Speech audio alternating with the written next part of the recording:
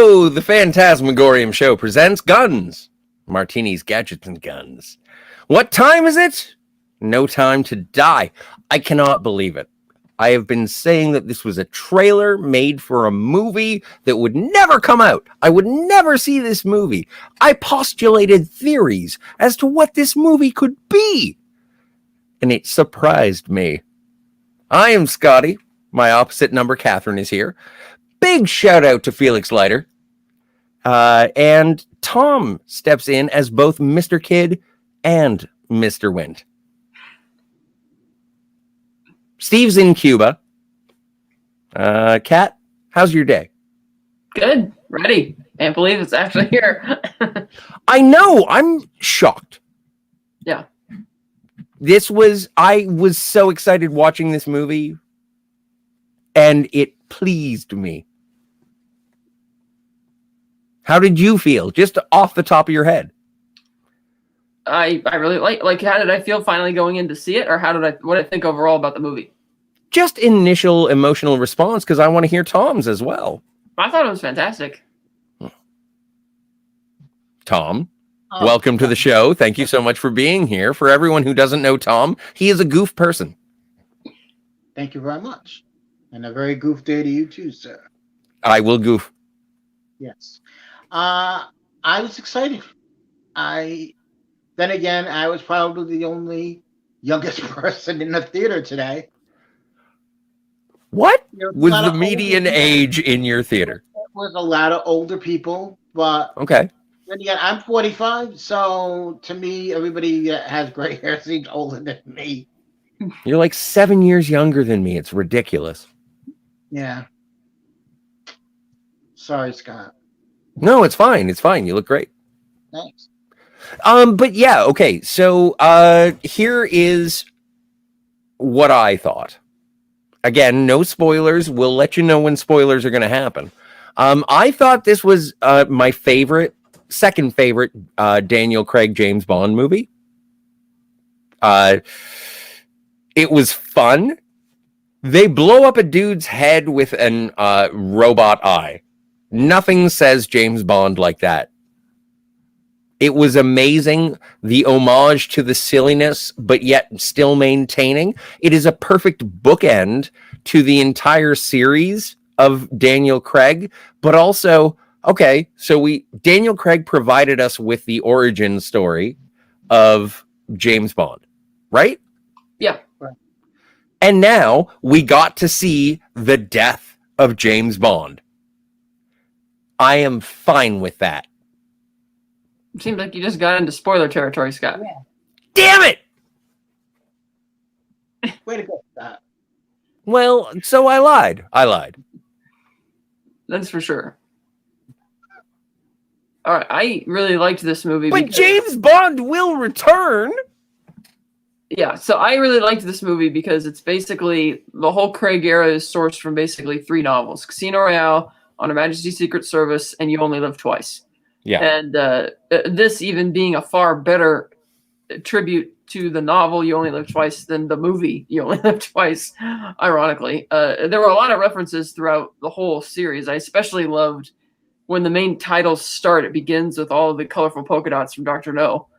And you see all sorts of little nods to the other main title sequences in that main title bit. What I really love about this movie is that it's like an actual espionage story. Mm-hmm. But I think they've botched all the other espionage Bond films for various reasons. And this one they didn't, because I liked that I didn't necessarily know where the story was going. And I like that you have like the CIA versus MI6, and then they have Spectre thrown in there, and you got like Safin on the periphery, and it's like, cool, this is really neat, because you have all these people kind of in competition for the same thing, wondering how does it all connect, where does it all lead? And that kept it like really suspenseful, and enough so that I didn't really notice the runtime. I mean, if there was one section of the movie where they could have shortened it, I think they could have excised the whole Norway stuff later in the film, because it's not really there for much of a reason. It's just it's kind of there. It's not bad, but it's just okay. It's sort of thematic, right? But I like the twists and turns in this story, especially with the whole everything that's going on with M. It's like, oh man, this is really type of stuff. Mhm. I wasn't taken aback by the third act. It made sense to me, the way it fits into the whole overarching story. I wasn't really happy about what they did with Blofeld. I thought they kind of, that was a little. I really liked that. Yeah, well, it's kind of odd because Christoph Waltz, he came out after Spectre and admitted that he wasn't really happy with his own performance in that movie because he said he didn't really get to do too much with that character in terms of the personality and the flamboyance of that character. And I felt he didn't really do anything in this one either. He's just kind of in the cell, and the whole time he's talking to Bond. I mean, that's a great scene when he's being moved in the little corral up to the to talk to Bond, and it's like the music is great. It's building up. But the whole time he's kind of nonchalant and just sitting there. It's like, do you have a plan to get out of jail? Do you? And they pushed into the whole brother thing again, which I was like, yeah, no. But I thought like particularly when they got to his death, it was a bit uneventful. May I interject? Yeah. So I kind of took from, because obviously he had manipulated the plan in Cuba so that he recognized that James Bond was there, right? And he did, and Blofeld did that from jail. Right. I don't feel like he's trapped. I feel like he's doing everything he needs to do. Right, but he's doing that to kill Bond. He's not. No. He doesn't want to kill Bond. Bond completes him. Well, yeah, but he wanted to kill him. You know, when I saw Blofeld in his little cubicle thing, maybe you both will agree with this. It felt a little Silence of the Lambs-ish in a way. Oh, yeah. Not like that. And I can totally see at some point Christoph Waltz playing Hannibal Lecter if they were going to do something like that. It'd be perfect for him. But yeah, that scene was a little, I don't know. It was like touch and go where they're like, well, what is he doing? Oh, he'll be fine. And, no one really knew exactly what he was trying to do. He was trying to get all the information from Blofeld, but it just didn't go anywhere. It was more like a cat and mouse, but it was very much the punctuation of the DNA poison that was specific. And so there was because Bond lost control and went to Blofeld's neck.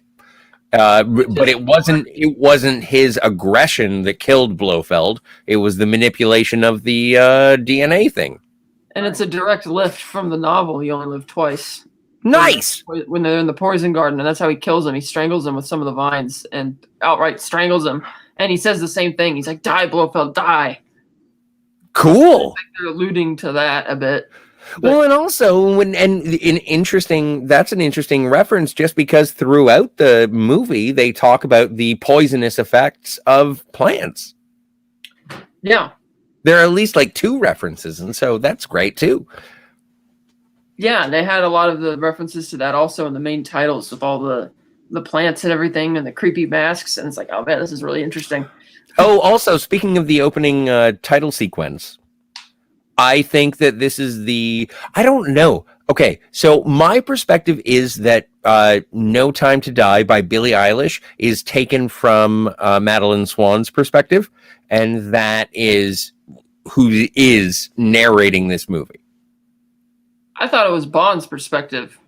Really? Okay. Because at the beginning, he feels the reason he leaves her is because he doesn't trust her. He thinks that she's the one who's set him up somehow. Because remember, it was her idea to go to Matera. So it's like, you need to get over this Vesper thing and get closure, which I thought was a little contrived because he didn't give her any hints in the previous movie that he was still thinking about Vesper. But it's like, okay, so they're going to go there. And because the bomb goes off and the Spectre card's there, he blames her. And you could tell that, I mean, he knows that because he doesn't have like absolute proof, he's not going to kill her, which is why he just puts her on the train and says, "You'll never see me again." And so I felt that was because remember when he sees Blofeld later in the movie, he reveals that, oh, she was innocent. It was just me trying to, screw with you and drive you two apart for revenge type thing, So I thought it was mostly her kind of narrating his perspective of things. Okay. In the song. How did you feel about the flashback? I love that. That was a great. That was really neat what they did with the gun barrel too. Because like when he shoots the camera, I'm like, wait a minute, where's the blood coming down? Because I remember Daniel mentioned something like that in one of the interviews. He mentioned how he didn't like the idea of the blood. I'm like, is this them being all pansy and not wanting to do it? But then the way it turns into like a kaleidoscope, it starts zooming in. I thought that was so good. And you see Safin, and he's almost got a little limp to him when he's moving through the snow, and you hear him kind of heavily breathing, and the buildup as he's just getting closer, and then they have like really good touches of like sadness and humor in the scene, and the way that Madeline's mom is like this complete drunk, and she's like, "Oh, go get my meds," and it's just cardboard box flying. And on the one hand, that's funny, but it's really sad because that's her mom. But that was the story that Madeline told in. Yes, I guess Safin must have had outdated information because Mr. White and his wife were probably divorced by then. Because she did mention that they did get in the previous movie that they did get divorced long before she died. So I thought that was also really creepy. The way Safin just walks in there up to the couch and he very dryly and casually says, "I'm looking for Safin. I'm looking for Mr. White. He killed my family. Is he home?" And it's like, oh my God, this guy's totally the total nutcase, you know? And yeah, no, absolutely. Rami Malek, I thought was a great villain. Oh, excellent. He said last year in a promo that he wanted to make Safin unsettling. And I think he really is. He's just really creepy, kind of like he makes your skin crawl type of guy. And I like that a lot of his character is a lot of his motivations are more inferred than they are explicitly stated, which is what I liked about it. I find Silva to be unsettling. I found Safin to be charmingly crazy. Yeah, he is kind of crazy for sure. And so I appreciated him on screen. Like I am literally, when you describe skin crawling, Silva. Well, the part which made my skin crawl is when he, picks up the kid and he takes the kid in the garden, and that whole thing was just really creepy. And how Safin, he alludes to this real life plant, which it's not as exaggerated as he explains in the movie, which can make you more subservient. That he puts in Madeline's, her tea, but the idea that he thinks he's basically going to play house with these people on this island while the rest of the world is suffering from what he's doing is so creepy and just weird, but it does feel like a vintage classic Bond villain, and I've wanted in this franchise for a while now. Like, and this is the most James Bond Daniel Craig movie I have ever seen. Yes. Like I love Casino Royale, and I think that this is a perfect end. This is the other end of that story. What did you think of the villain, Tom? I thought I really did think he was creepy, and just his introduction, I wasn't expecting that opening to the movie, the way they opened it. Yeah. And the way he hesitated to go to when she falls to the ice, and he's like looking at her and just decides, I'll just save her. I'll do this because you don't expect it. That was like a little bit of a moment of weakness for him there. But also the cinematography of that scene with the little girl underneath the ice looking up and everything like that. Like it was a beautifully shot moment, and also I thought it was a really good looking film. That's what I want to see in the 4K Blu-ray. I want to see behind the scenes. I want to see the making of that scene. All right, easy, fancy pants. I had to see this at a drive-in. All right, I can't wait to see it on a proper screen in a chair. But if I had to describe the movie, it really was a love letter to the James Bond series. Agreed. I agree with that. And I was watching that and I'm thinking, yeah, this is a love letter to James Bond with all the little tropes of it, and I just enjoyed it, and it moved me. There was the humor was very subtle, very little. Hey Tom, but do you mind if I smoke? Well, sure, why not? Thanks, man. Yeah, that whole opening sequence is just great. It's such a departure. Also, it's so different. And like when Madeline and her mom are sitting on the couch, and the camera's kind of angled like towards the ground, looking up. I was on my pins and needles because I thought that the gunfire was just gonna start coming through the windshield and kill her that way, or through the window. And I thought I was on pin. I'm like, oh my god, this is coming. And then it didn't, which was kind of surprising because he comes in the house and she gets the Beretta, and I like that she does shoot him quite a few times. I mean, I wasn't sure she'd be able to actually physically drag him outside the house like that, but when he woke up too, I'm guessing that he must have been wearing body armor under that because of the way you hear it from the way he gasps when he comes to. Although when his head was falling down the stairs, that was great. Yeah. Like when she was pulling him out after she thought that she had killed him, pulling him and then the head's just bouncing off of the stairs. I was just like, oh no, ow. Oh yeah. And then how the match cut that they do when he reaches, like he's looking at her under the ice and he's like impressed that has a lot more fortitude than he thought, which is why he feels he's worthy of saving. And that really creepy moment when he comes back in the film in her office and he talks about how, when you save somebody's life, you own them just as much as when you take somebody's life, which is a real psychopathic serial killer type of thing to say. Right. And it's rational. Yeah. And you actually see him playing with her strand of hair while he's sitting in there, which is where he got that for, later in the movie for his contingency plan. But yeah, that was so creepy. It's like, but yeah, I do like that they don't overuse that character either. But like, I love when you come out of the pre-titles, that it's like, we're going to jump right into the story. We're not going to waste any more bullshit. It's like, okay, here's a scientist. He's been kidnapped. We got this. And you were going down to Jamaica, and here's Nomi, and it's like off to the races. It's like, I don't feel the movie, for as long as it is, wastes any time other than in like the later Norway sequence, which I thought was kind of unnecessary, but okay. But, I want to go on the record for the Fantasmagorium as a whole, the entire umbrella and organization. We all say, fuck Norway. No. You get that, Terje? Good.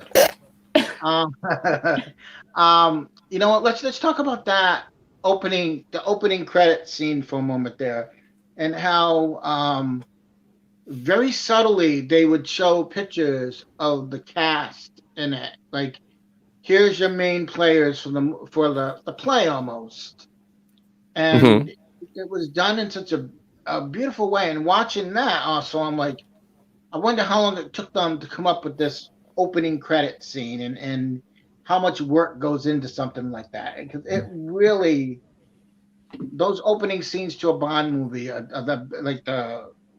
the title sequences. Yeah, title sequences are beautifully done. Like, we're not even through the title sequences. How did you feel about the representation of James Bond and Madeline Swan as a couple? Because this is all pre-Billie Eilish. I thought it was better than the last movie because she didn't seem as emotionally distant and cold as in Spectre. They seem to get along a bit more, and so I kind of bought it a little bit there, and that was quite the surprise too. How they here's the Spectre card bomb, and then that chase scene, and I admit parts of that chase with the DB5, because I'd seen it so many times in the trailers, it didn't have as much of an effect as I thought it would, but it was still awesome. Well, you know what? Okay, so in terms of this movie in particular, we've been waiting for this for a while, and so we've seen all the promotional materials. I was so happy that all of the promotional materials take place in the pre-title sequence. Like, there is nothing except for some flashes of Ana de Armas and some missiles launching, which I thought were going to be the bad guys, but it ends up being the British government anyway. Whatevs. Like, no, I was so surprised that most of the action that was from the trailers was from the pre-title sequence. At least how long was the movie delayed? Sorry, which? How long was the movie delayed for? Like, it went from initially it was November 2019, and then they changed directors and went to February 2020. Then at the last second, for reasons I don't really understand, they pushed it from February 2020 to April 2020. Then the COVID thing happened, and then that got pushed. What? What happened? Yeah. It got pushed. The very timely and appropriate pandemic for the title and plot of this movie. Well, it's about biological weapons. Yeah, like so it was kind of weird. It was kind of like watching a movie about plane crashes on an airplane when I was watching it. It's like so basically April 2020 was the big solid date that they thought they were going to hit. So it's been 18 months basically of delays. Well, folks, we're going to just tell you this now. COVID was really a promotional thing to do with no time to die, really. Oh no, exactly. COVID-19 was made to delay the 25th James Bond movie so that it would make a whole lot of money because everyone was like, when is this coming out? That's the whole plan. Well, reset 007. I assumed that it was going to be bioweapon related when they first unveiled the title because of the font they used and even the title. It's like that made me think of Biohazard, for the main logo of the film. And I do like that it's actually not as science fiction as it might sound in the movie. Like nanobot technology was initially invented to be able to do like microscopic like surgeries on blood cells and things like that. But the reason they've been reluctant to push it is because it's true that when you get nanobots in there, you can't really take them out. It's not something that once it's there, it does its job and it's there, and it's not like biologically harmful for you to have this microscopic nanobot in you, provided that you used it for medicinal reasons. But because of the dangers of how nanobots can therefore easily be passed on, much like you inject it into you, that's why the world hasn't really. They're still treating nanobot technology in reality as kind of like an experiment. They're not really pushing that very far yet because of some of the hypotheses that you see in this movie, so to speak. Well, and the moment in which James Bond gets the nanobot that makes it so that he cannot touch his wife or child. Right. Yeah. I was like, okay, you're going to die. Like, I knew. I was laying on the horn. Well, that was an interesting bit because it's not that it would have killed him. It would just kill them. So he could have gotten off the island, but he decided that life was not worth living if he could not be with them anymore. And I appreciate that as a character development. Yes. I bet there are a couple things in the climax. Oh, what was that, Tom? I don't think he would. I think also he couldn't live with himself if something happened to that child, especially finding out who the child was to him. Well, come on, Tom. Don't be a dimwit. You know whose baby that was. You know who the baby daddy was. It was a James Bond baby daddy. And I was, you know what? We all know. I didn't know until they revealed who the kid really was. How did you need a slide rule? You know what? I'll tell you this. I really thought it was Rami Malek's character's baby. I thought that she hooked up with him or something. That didn't make sense. It's true because he does have this weird thing for her, which is a little, kind of odd because after all, But she didn't know who he was when he presented his box of broken mask. I know. I thought for a little while there was going to be a previous relationship between Safine and Madeline. Safine? Whatever. Yeah. And so, but that didn't come to pass. It was Safine being the sort of author of all her pain. No. No, but it was. She had recurring nightmares. She absolutely dreamt of this man. She couldn't dive more than 5 feet without thinking about that terrible time under the ice when a man saved her with a machine gun. Yeah, and I do like... on the one hand, it seems kind of weird that after retconning Blofeld to be the main villain of the 4 films, that we're going to shaft this guy in favor of this guy. But I do like Safin a lot better. He's more interesting, and I love the idea that he's like the collateral damage of this world who's like, oh no, you don't just steamroll me for it. I'm going to come back and get my vengeance against all of you people. Oh, well, how did you feel about the death of Spectre? On the one hand, I get that why they're spoilers, by the way, spoilers. You're well beyond that. So James Bond dies.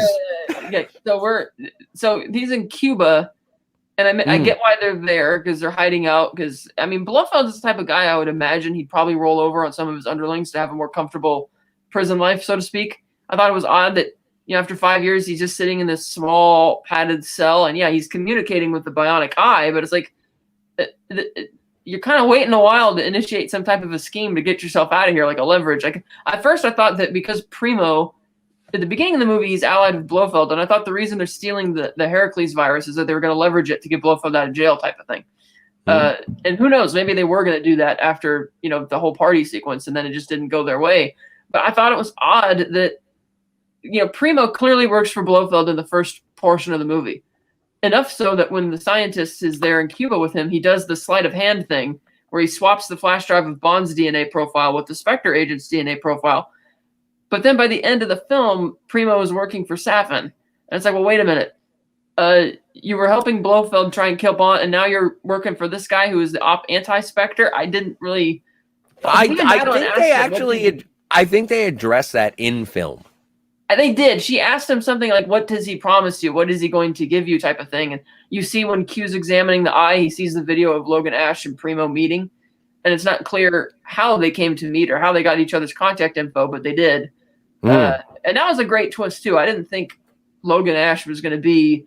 I thought the gist of it was that because of how a little almost juvenile-ish that he is, where he's saying, oh, I'm your biggest fan, blah, blah, that because Bond and the CIA were going to be coming to blows with MI6 and shit, that Logan was going to be mad and going after Bond, so to speak. I mean, I did think that if any of the main characters were going to get killed, I thought Felix was going to be expendable, and that would give like a light of fire under Logan Ash to like, oh, I'm going to get Bond because this is, your fault for sure. I did not think for a second that he was going to turn out to be a turncoat from the beginning. And I admit I didn't like it that he shot Felix, because it's like, okay, you just revealed a great twist that he's a villain, but I thought it was really impersonal. Like, he gets shot in the gut and then he's kind of drowning and Bond has to leave. Because I was kind of looking forward to maybe almost like a Jack Lordy type Felix. Let's see the Felix from the first two movies come back and be like really cool. Whoa, reel it in there, lady. I was on board until you started saying that. No, I think my favorite Felix Leiter is David Hedison. No, not me. Okay. That's not okay. I understand. But like Felix Leiter got his leg bit off by a shark. Yeah. And so, yeah, I love Jeffrey Wright as Felix Leiter. I think it's great.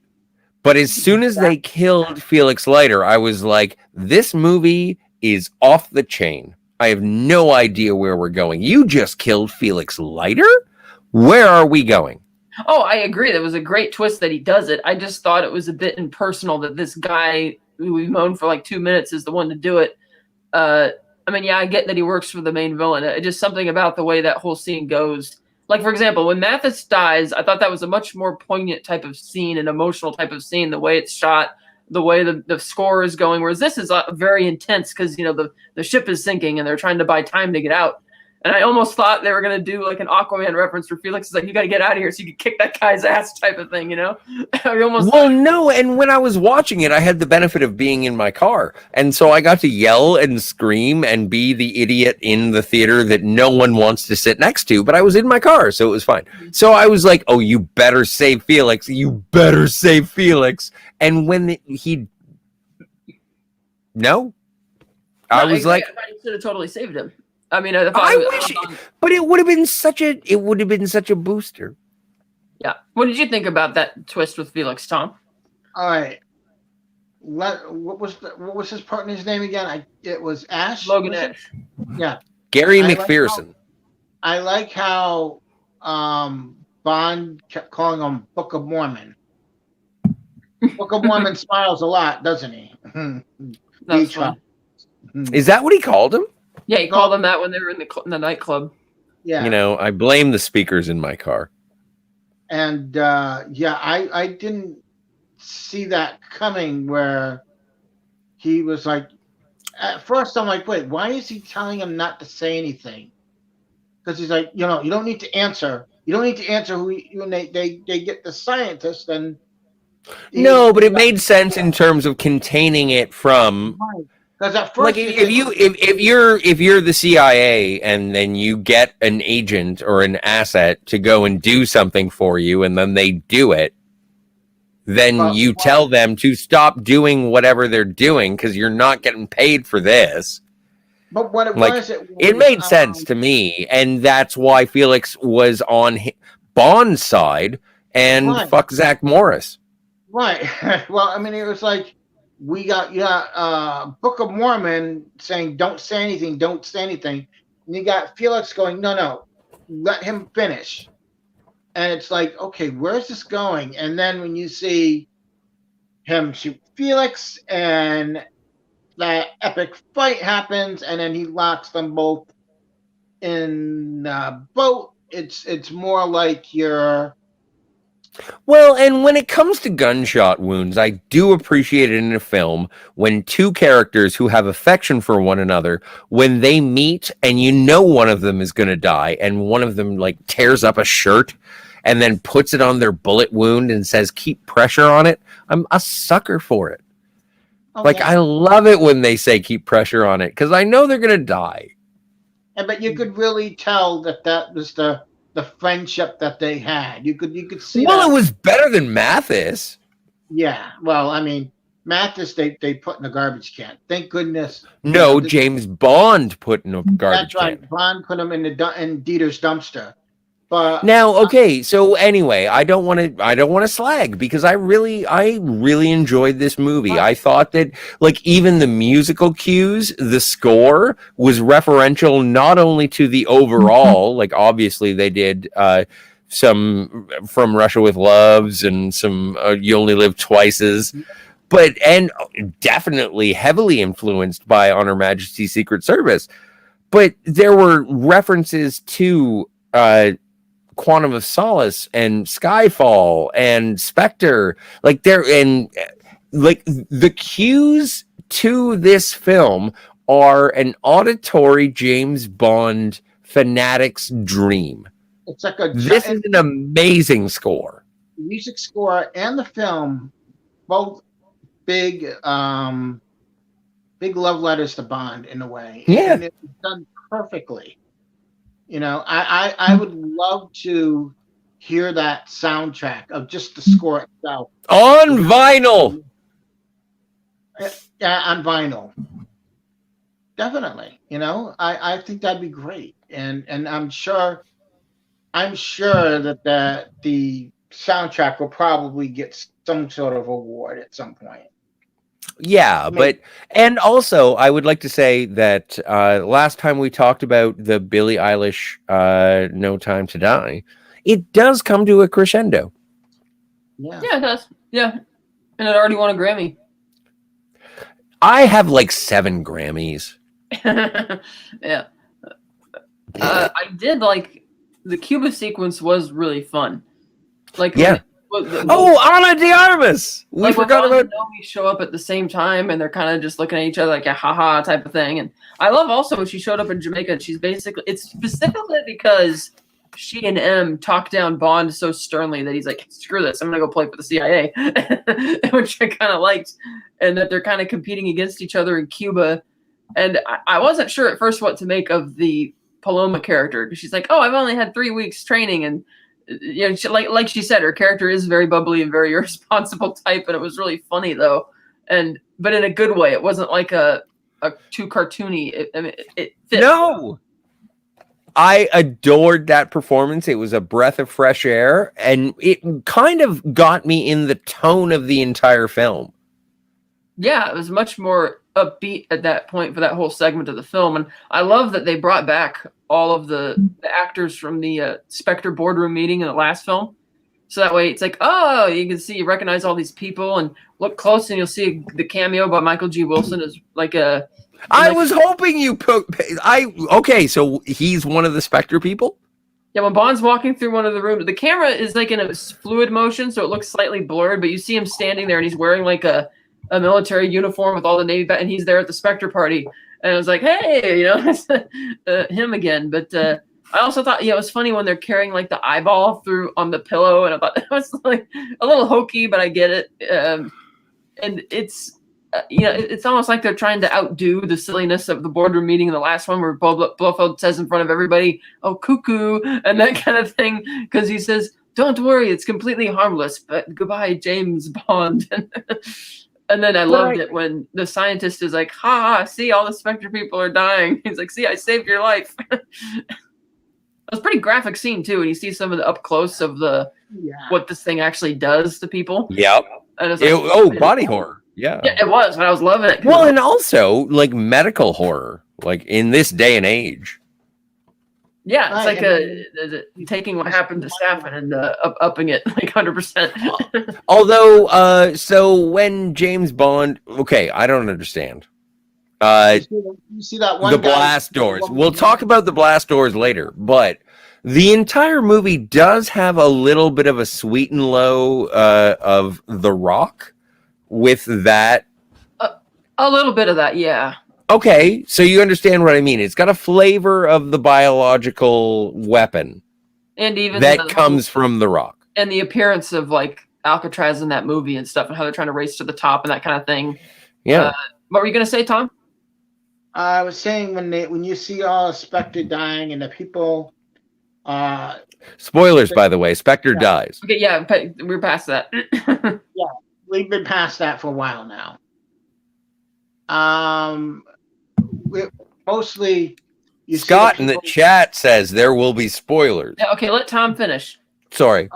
You see this one guy put his hands on the lady, and she's screaming her head off, and you see this guy's eyes are bleeding and blood everywhere. I mean, it had a little bit of like, you haven't seen that much blood in a Bond movie in a while, and it's like, okay, I like where this is going. And the horrified look on and confused look on Bond's face, like, what the hell is going on here? It was like the perfect moment. It was like, okay, now the movie's kicking in the gear. And I love it how right after that happens and Bond and Paloma are taken aback by all the horror of what just happened, that they just go to the bar, get a couple of drinks, and then he just revs it, gets his machine gun. He's like, okay, time to party type of thing. And then they kicked in that fast-paced, bombastic version of the Bond theme as Zimmer did, which I absolutely loved, and they used it a lot for this movie. That was great. Yeah, and you know what? And that part of the flick made me feel like it felt very Dalton. I really appreciated it. I was trying to attribute it. I've heard from other people just through the grapevine that this is a very Roger Moore film. And I don't think that it is a Roger Moore film. I think that it's a cross between a Lazenby and a well, I think by Roger Moore, and a Dalton. Well, I think by Roger Moore, they're referring more to the sheer amount of humorous quips in there, and then the admittedly ridiculous nature of the climax in some instances. But Kat, wasn't it so great to hear James Bond talk and be witty and charming? Oh, absolutely. Especially this is the first time that he's actually been James Bond. Yeah, especially in the stairwell fight where he gets Primo, and then Q's like, "What's going on?" He's like, "Oh, I just showed this guy. I showed the Cyclops guy your watch, Q. It really blew his mind." Yeah. It's like such an intense scene, but it feels like a moment of levity, and it's appropriate. You got to laugh in the theater, you know. And for that matter, I actually didn't have a problem understanding what Safin's evil scheme was. No, I thought it was pretty straightforward. Very much. It was very Hugo Drax. I'm fine with it. It was very much a damaged man who was very upset and very that something happened to his family. So he figured, well, if I can't have this, I'm going to do this. And my favorite part of the movie is when James Bond shot him in the head 4 times. And he 4 times. Well, the thing is that he's they never specifically say it, but I know that the chemical which was used to kill his family is dioxin, because you don't always die from dioxin necessarily. So Safin, and that's why he has all the chemical burns on his face. This has happened in reality. Like when Vladimir Putin tried to kill the Ukrainian president with the same thing, and that's why the Ukrainian president has all those scarring as well, just like Safin does, because that's what it is. So he's kind of like the type of guy who not only feels cheated and robbed of his normal life and all of that, but he's like really bitter, a better and feels looking tough, like he's pulled himself up by his bootstraps, so to speak. And it's kind of like Thanos, who's delusionally convinced himself that, oh, I'm going to save the world or save the universe, even though deep down he knows that it's just a bunch of crock. And it's kind of like that with Safin. He's sitting there and he's like, he's talking about how people really they want to be told what to do. They want things to happen to them, and then they want to die when they're not looking. And he's like, "Oh, I'm gonna look." And it's not that he's gonna hit necessarily every single person in the world. Like because you see on the map, there are only certain pockets. So he's like playing God, and then he's picking and choosing which populations he's gonna hit. And like the scientist says, the scientist says, it's he can target certain ethnicities or whatnot. And so that's kind of what he's doing. He's trying. It's almost like he lost everything, but he doesn't want it to have been for nothing. And he's kind of delusionally convinced himself that this is going to be better, like the Ultron plan from MCU. And he says, "Well, no, let's not go Marvel. How about our asylums are full of people who think that they're Napoleon or too. God." That too, and I feel that's a more appropriate comment for this villain than Dr. No, really. But that's true. They're also riffing on the Dr. No character. They had little hints of that. And appropriately so, not derivatively. And part of him also with the set he's on and the costume reminded me a lot of Neander Wallace from Blade Runner 2049. Never seen it.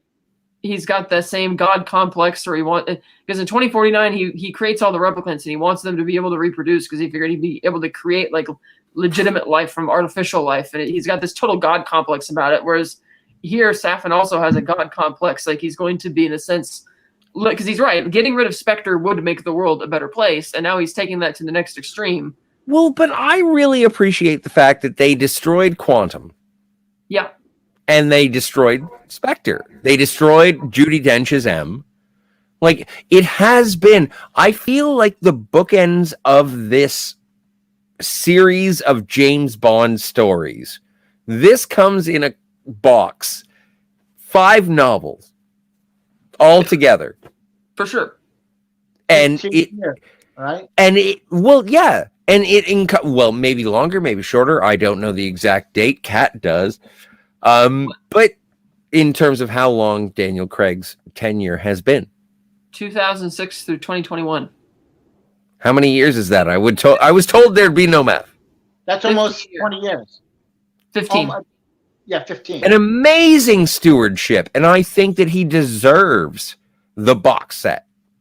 And I like to put every other James Bond movie within that box set. When you think about the continuity of James Bond, there's a first story, that's Casino Royale. There's a last story, that's No Time to Die. And then every other James Bond story comes in between. Fine with it. Yeah, figuratively speaking, that is true. Yeah. One of the big theories actually going into this movie was when they said in one of the trailers that it's the mission that changes everything. And because people had the Dr. No vibes, they're like, are they going to try and say that this is like a prequel? This whole Daniel Craig era has been a prequel to like the Connery era in a way.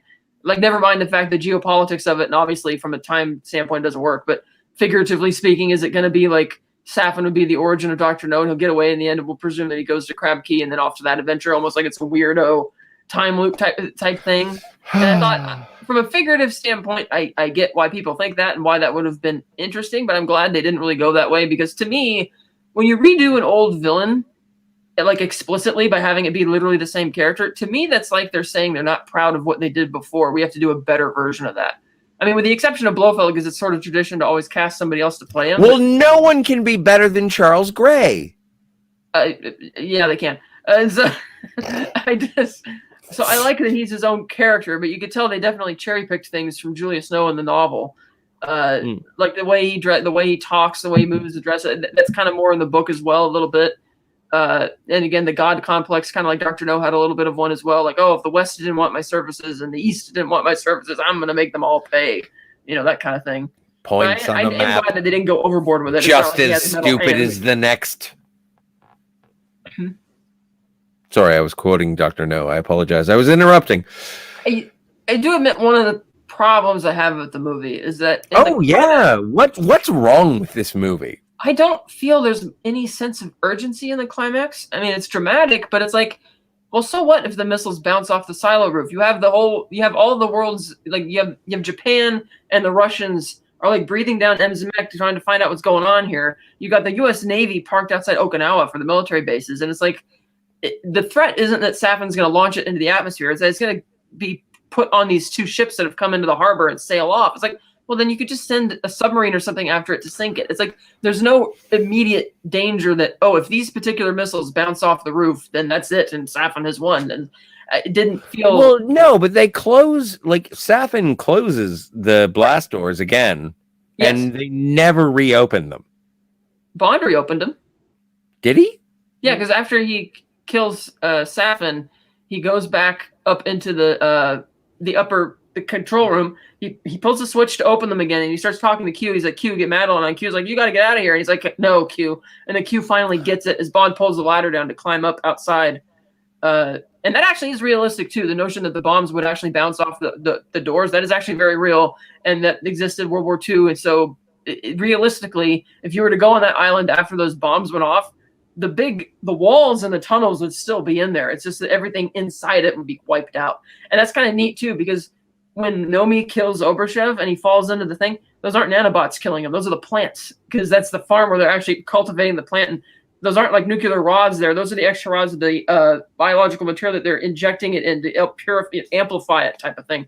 This is actually based on real science as well. The whole notion of creating a virus which can target specific haplogroups of DNA. That's actually something that's been experimented with. They just take it to a whole other level in this movie for the purposes of, James Bond, and, they always exaggerate the science a bit, but that was really neat. When he's getting eaten alive, that's like there are actual plants to do that. There's a real poison garden at a castle in England in the north. No way. Where? Okay. I have to look up the name of the castle again, but you can walk through and they have big signs saying, do not touch it. There's always walls blocking so you can't touch it, but they're like chain link fences, so you can reach it, and they do not touch any of these things. So when Madeline tells her daughter, don't touch any of these plants, and Safin's talking about what they do, he's right. Those are what those plants can actually, and there are plants like that in real life. And so that is believable. So when you see the one gunman guy falls into the water and he starts getting eaten alive by it, and then Oberchev falls in, and the other scientists freak out because it's like, oh great, she's up here, she's gonna start killing us, because you cannot have a little hole in that suit. If that stuff gets in there, you're done. So I thought that was really neat. Well, Kat, yeah. If I may interrupt you just for one moment, I want to ask Tom a question. Tom, how do you feel about No Time to Die in the entire pantheon of James Bond movies? Which ones do you like? Would you put this in the top 5, in the top 10? Is it in the bottom 5, the bottom 10? It's in my top 10. I would say I'm gonna go with listed in my top 10. It would have to be at a number 6, where Okay. I mean, I love the movie, but Now we haven't gotten to what makes it but you know what you need? really special for me. We haven't delved into the punctuation of the film. We need to discuss the behavior of M. Oh yeah. All right. Yeah. Yes. And how M is at the beginning, he's very much. We got this taken care of. It's nothing. It's nothing. Clearly knowing something, it's something. He's like hiding it from everyone, knowing exactly what's going on.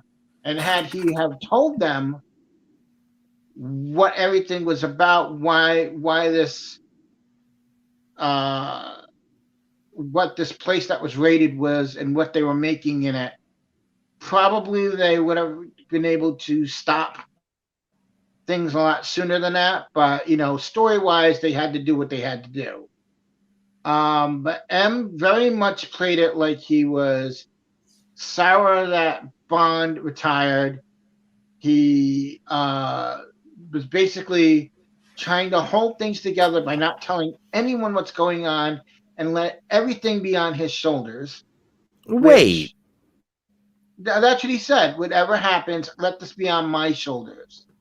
Well, no, but that was after the fact. Like there was a government program that was made to make this weapon, right? Yeah, Bond was even familiar with it. He said it goes back 10 years. So I wonder if, but this is the first time they've ever mentioned that program. Am I correct? Yes. Okay. Yeah, but they always mention funny old 'cause programs. when they ask him, Remember, why, GoldenEye was from the old CCCP. right? Like when Q and Tanner and Moneypenny are in his office and with Bond, and they're asking, well, why did you do this? And he doesn't really go into full explaining why, but I assume it's a combination of, we'll keep soldiers off the battlefield, and we won't have to use drones, which can sometimes cause collateral damage and kill civilians. We'll just use this virus. He doesn't come out to fully say that, but I have a feeling that's what it was about. But you can see that he obviously is totally fired and probably going to be, brought to court, if not go to jail for this whole thing. Well, and the relationship between Bond and M in this movie was sort of, I don't know. It rubbed me the wrong way. Yeah, it was more adversarial than any other Bond to M relationship. Yeah, and even like when I compared Judi Dench to the character of M, I do it through the prism of Bernard Lee. Really? And so, are you still holding the spirit of Bernard Lee in your characterization of M? And I don't know. I don't think that the relationship between Daniel Craig's, and I hope beyond hopes, when the next James Bond happens, Ralph Fiennes better be M. It's a great. I want that. I want Naomi Harris to be Moneypenny again. I want Ben Whishaw to be Q again, and I want a new Bond. I want the original. I want Tanner back. Did you notice they slipped in an Austin Powers reference into the movie? Tell us. No. Okay, so they're in Q's house. Q has his cat, and Bond goes, those come with fur now. That was a nod to Mr. Bigglesworth. That's right. Oh, yes. Have you ever had? I did think that too when I first saw the cat. I'm like, hey, it's Mr. Bigglesworth. Have you ever held a hairless cat? No. No, have you? Gross. It's gross. About that scene when Q is examining the bionic eye and he's looking at all the files, the camera kind of cuts to the side and you see the eye starts rotating as if it's going to look at Q and do something. And I thought, oh, geez, is it going to come out? Is Q going to be attacked or killed later in the movie? And then it doesn't really come back, which I thought was a little odd because it looked really sinister. And Q clearly wasn't noticing that the eye was this, because it's weird because he has it on this thing where it's almost like it's floating or something, like suspended between magnets. And it just starts rotating on its own, looking towards Q. And I thought, ooh. I thought the same thing. I thought he was going to be targeted next to something. Yeah. Well, speaking of magnets, remember when that guy was jumping into the elevator shaft? Mm-hmm. And that was awesome. Yeah. I wonder how that's based on real technology too, by the way. You just answered my question. Everything about this movie was visually dynamic. It was exciting. The characterization was, I don't know, maybe a little melodramatic, but maybe I wanted a little melodramatic in my James Bond. I thought that Daniel Craig was absolutely charming, and I believed the chemistry and the betrayal and the reconnection. And what's the kid's name? Mathilde. Matilda. So Matilda, that's James Bond's baby. And James Bond dies. I did think that but James Bond will return. Maybe Matilda. Who knows? I like that as Thank you, Steve. As You're an excellent man in Budapest. As Catherine was, he's in Budapest now. He left Cuba. You know what? I feel really badly because Steve is the first person that I'm spoiling. As Catherine was saying, a lot of this technology is real. So if I may take a page from the Robert Meyer Burnett book, there was some verisimilitude. Who is Robert Meyer Burnett? He was our mystery guest who was supposed to show up today, but that's okay. Oh, Felix arrives whenever Felix arrives. That's true. That's true. But as I guess he would. Moving on. There has been with some of that technology, and since it's used in real, based on real life stuff, there is some verisimilitude to it, and I like that. I like how, like, it kind of made me want to try that. I wanted to jump down that thing and have the magnet the stop. magnets action suspense. That's cool.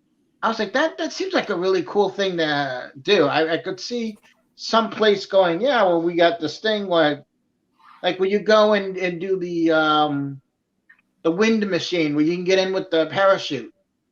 You can do it with your body. Oh no! Have you ever been on one of those? No, have you? No. I like when they. Speaking of things I like in this movie, I like the cars in this movie. Oh no! Great, yes. We got the DB5. They brought back the V8 Vantage Volante from the Living Daylights, which is awesome. They brought in the Super Legra, which is the one that Nomi's driving in Norway. The Valhalla makes a stationary cameo in that wind tunnel thing where M is when he's talking to Bond.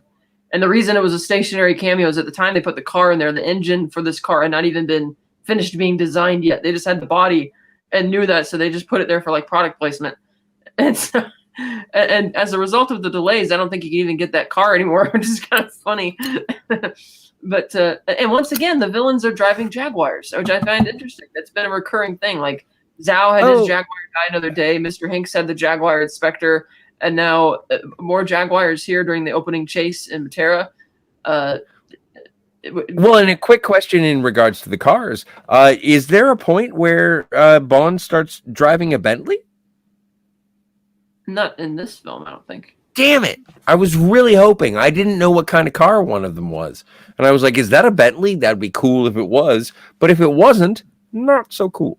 Well, the villains were driving Jaguars and motorcycles. And the Land Rovers.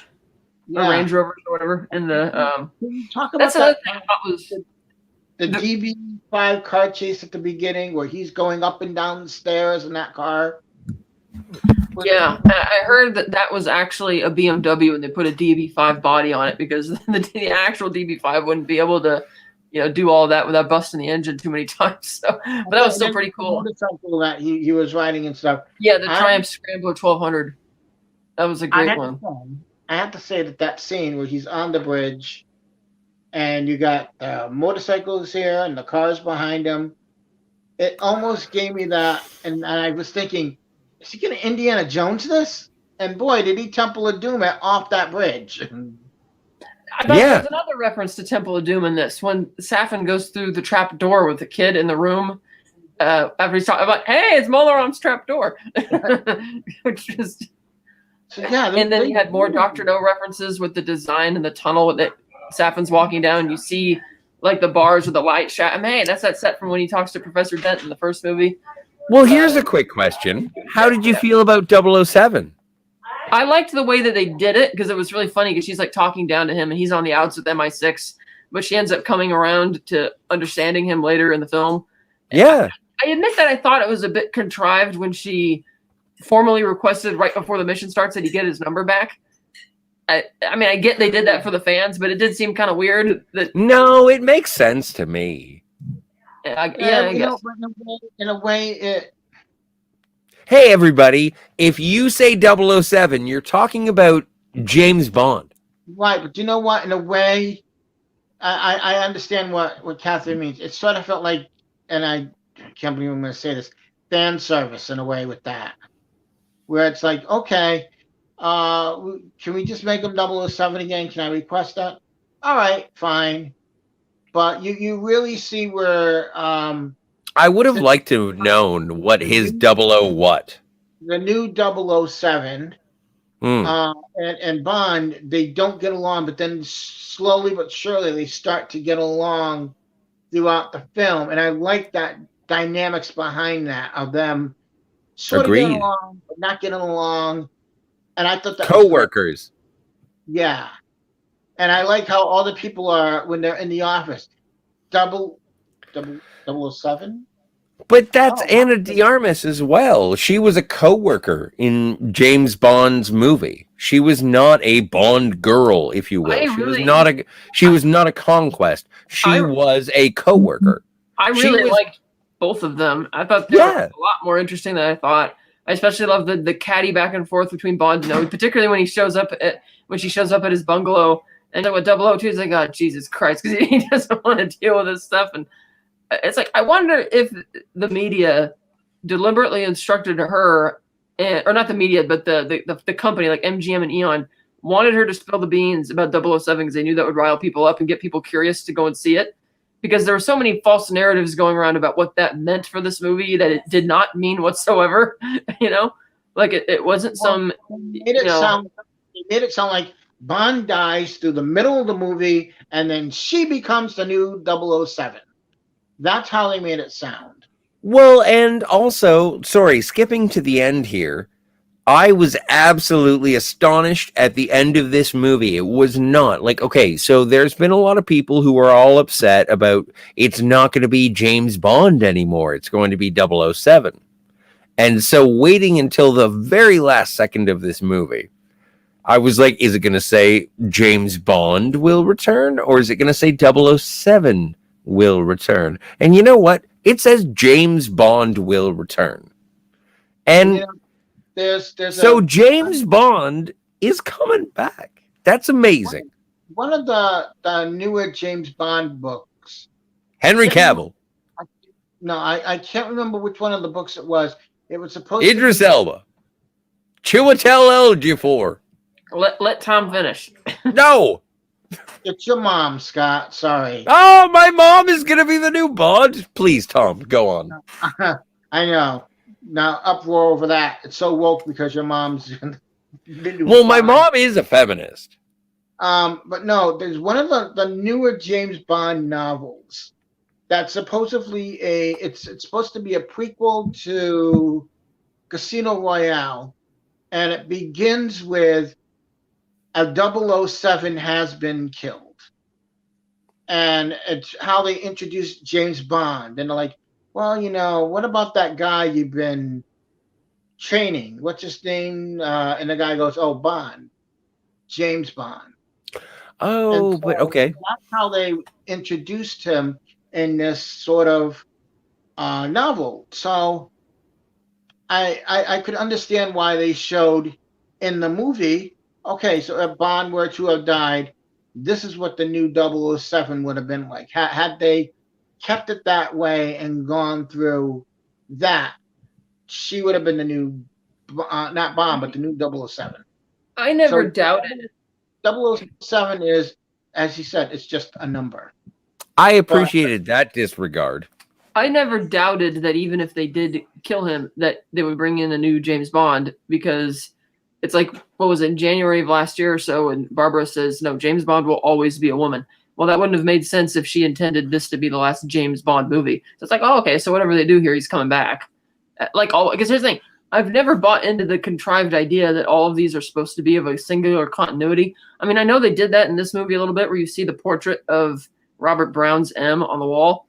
Yeah. And it's like, and you see the Judi Dench M, which makes sense. But I'm like, there's no way you could say that the Craig Bond is supposed to be the same Bond from Living Daylights and License to Kill. It's like the timeline does not work.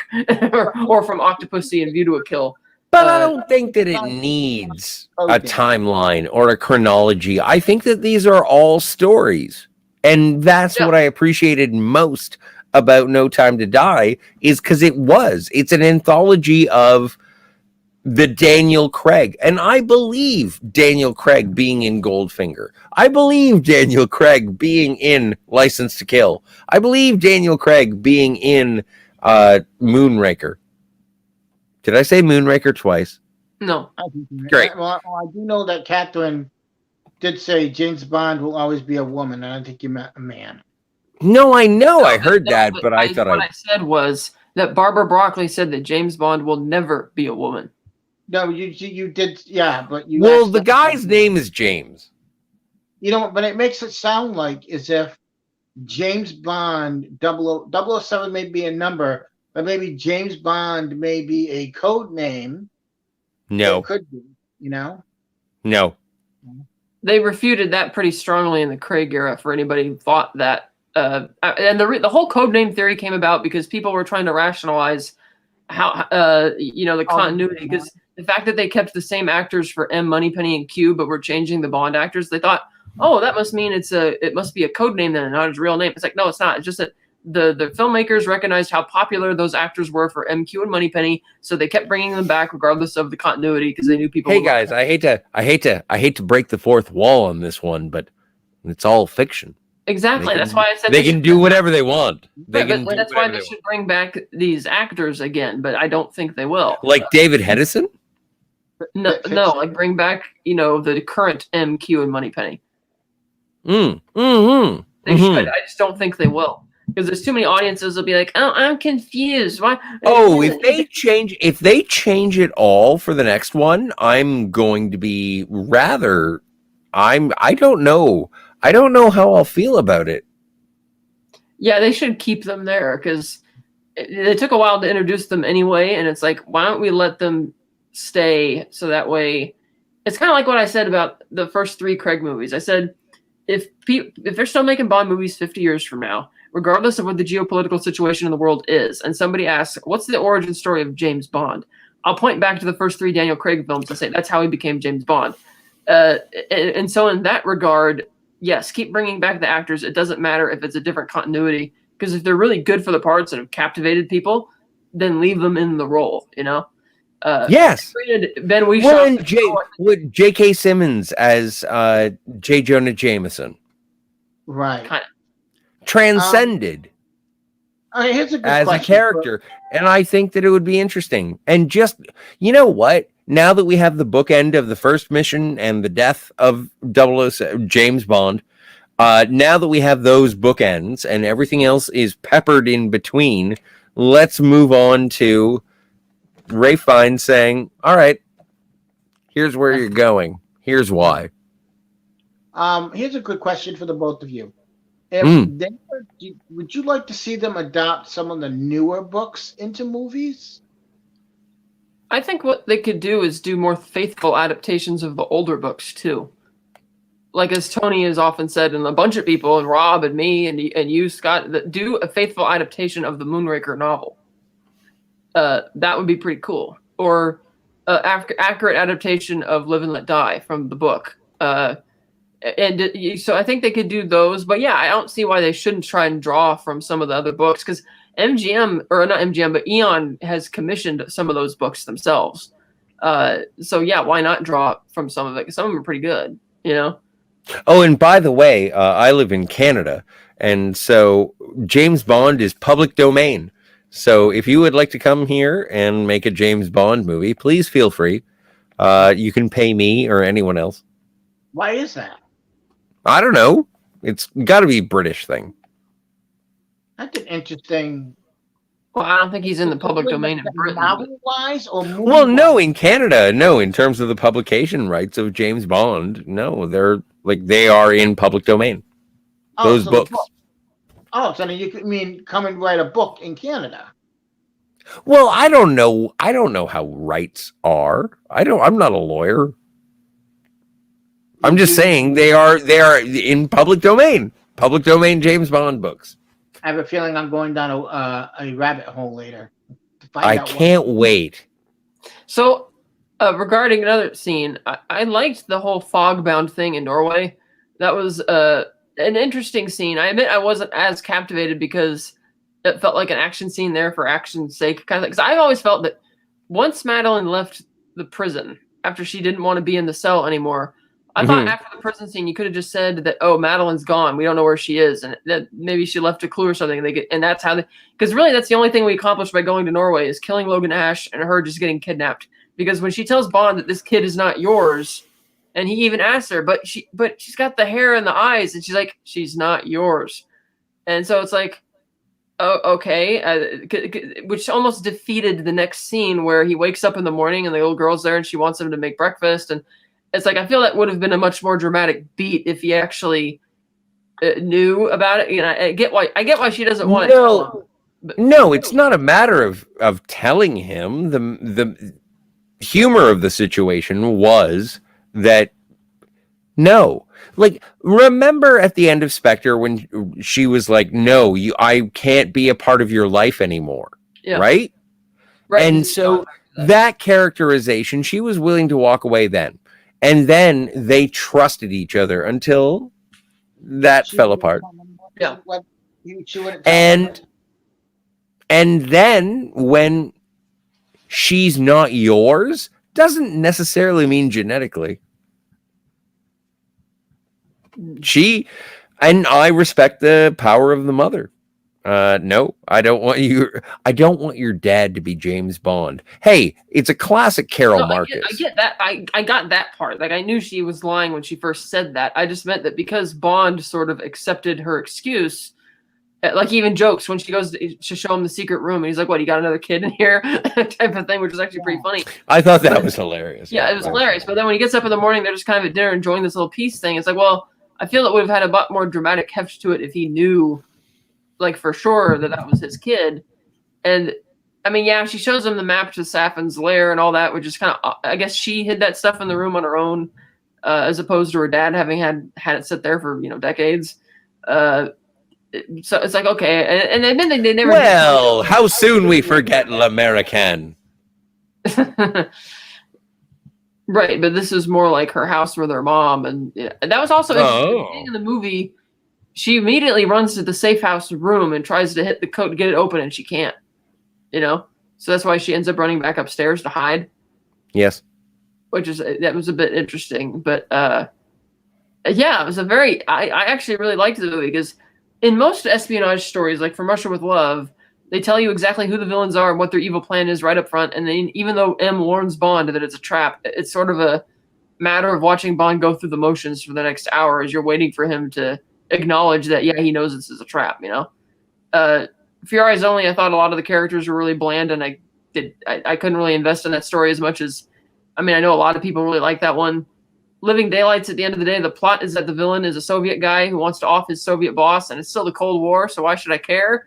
Then it's Casino Royale is a little bit espionage. GoldenEye is a little bit espionage oriented, but just a lot of it I see where it's kind of going. And this one I like that it didn't really know where it was going, because the fact that it's not, MI6 fighting with a foreign enemy, it's them fighting with their own allies over this thing. And how this guy's so I loved that level of suspense and intrigue for a Bond film, because it's not all and the double turn of it being a weapon intended to create safety and then turning that around on, it was made for the road to hell being paved with good intentions and whatnot. Yeah, I enjoyed. I didn't find anything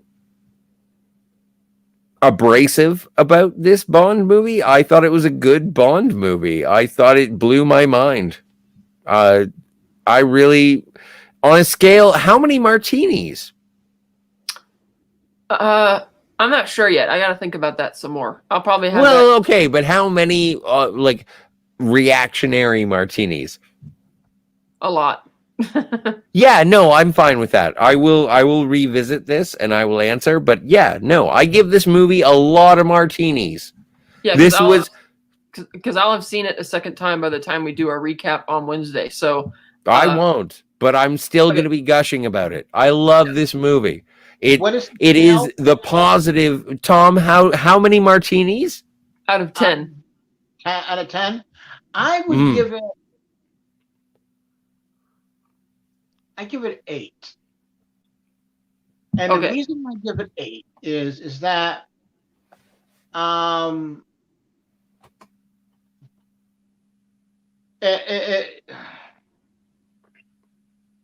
anytime.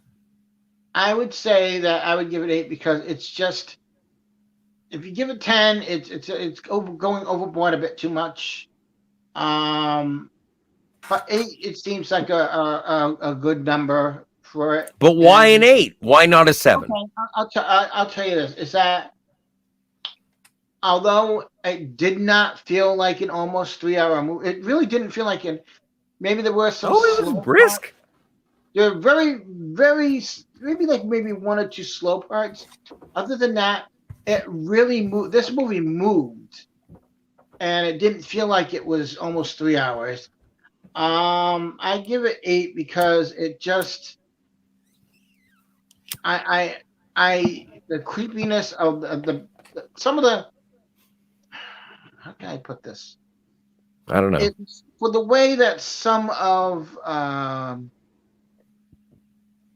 Rami Malek's character, the situations that he was willing to almost kill a child twice. Yeah, Bond Twice. tells him that. He's like, you must be really damaged if you're going to threaten the life of a little girl like that. Right. And that was. Oh, that was I an mean, interesting point, too. I forgot to bring that up. That I don't think I've ever heard a Bond villain before, when you're at the crescendo of the film and the climax, give Bond a legitimate offer to just walk away. Just take the kid, take your explosives, and go. And because that's what he says when Bond breaks his arm in the water and he hits him with the thing. He says, "Look, I gave you a choice. This was your choice. You made me do this," type of thing. And I think he's crazy enough that maybe he was telling the truth, that he would have let Bond go. Well, but the only proviso was and Madeline, and he said no. Right, And because he says he's not. And that was a good twist, too. It was when Bond is pretending to submit to him. I'm like, okay, there's got to be a trick here. How are you going to get out of this? And he's got the gun, like, what was it, like in his sweater or something? Because he kind of leans down and you suddenly see it in his arm. And I'm not sure exactly where that gun came from because he took off the rifle. I didn't see any pistols in his holsters that he still had. But somehow he got so he got the pistol. And I'm still not quite sure how this happened. I'm going to have to see it again. He raises up real quick and pops the two guards behind Safin. And even though the two guys behind him had their guns trained, for some reason they don't fire. And he turns around and he just pops them real quick too, which is admittedly a very James Bond moment, but it happens so fast, Yeah. Yeah, that's like a It moment. was very interesting that the villain would make such an offer. I mean, granted, like you said, Scott, the deal breaker is like, you're going to let me take Madeline, otherwise I'm not going. But he meant it, which is just really interesting. I don't think I've ever seen that before in a Bond film. Well, and there are going to be comparisons to Dr. No. I think that they are apt comparisons. James Bond movies have always sort of borrowed from other James Bond movies. So I'm not all that concerned with the borrowing from Dr. No. I don't mind it at all. I like it when they borrow from me. I just feel this movie does it the borrowing so much better than Spectre, because Spectre is like, we're going to have all these references to like the clinic up in the mountains for Majesties and the train fight for the Orient Express and the meteorite base for You Only Live Twice. And it's like, we're doing all of this, but it felt like that movie wants you to bask in all the nostalgia without really investing in the story. Whereas this one, I feel like, yes, there's a lot of references, but none of the references get in the way of the story. And it all feels a bit right and natural for what the story that they're telling. Like, I don't feel like they take any unnecessary detours for the sake of homaging another movie. Well, and I would like to talk about the direction. The name of the director is Cary Joji Fukunaga. What a burst of energy to the James Bond film. Like, I thought that it was so much more pleasurable than the last two. Like, this was fun. This was not responsibility. And I understand, with great power comes great responsibility. But this movie was the most fun I've had at a James Bond movie since. Wow, it's been a long time. I don't even know which one to say. Let's say Casino Royale, because that's charitable. Yeah, and I also like what Tom was saying about how you don't feel the movie itself. I checked my watch, 2 hours 36 minutes plus the end credits, and it's like you don't feel it nearly as much as you feel the runtime for Spectre, because it's paced very well, and it's like, yeah, there's a lot of characters in there, there's a lot of plot in this movie, but I found it was conducive to the story and kept me more invested. And every time James Bond showed up to another plot point, it was interesting. It wasn't like his job. Right, like I was saying with From Russia with Love, once he tells who the evil plan is, and it's like I was waiting for Bond to kind of do something more proactive to try and counteract what's happening, and it's not, so it feels kind of like we're just slowly kind of waiting through it.